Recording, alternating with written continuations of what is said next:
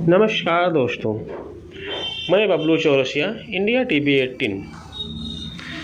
खबर गोंडा से है।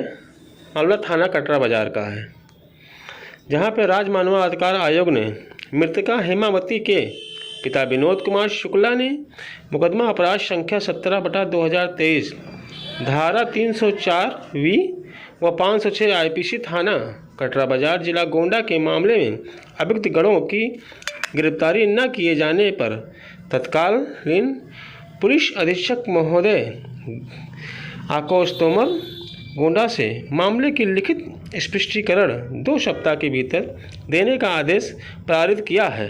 उक्त प्रकरण में बता दें कि अभियुक्त गणों की गिरफ्तारी न होने तथा साक्ष्यों के साथ हेरफेर करने के मामले में मृतका हेमावती के पिता विनोद कुमार शुक्ला ने मानव अधिकार आयोग में पत्र लेकर विवेचना की अनुमतियों को लेकर गंभीर आरोप लगाए थे।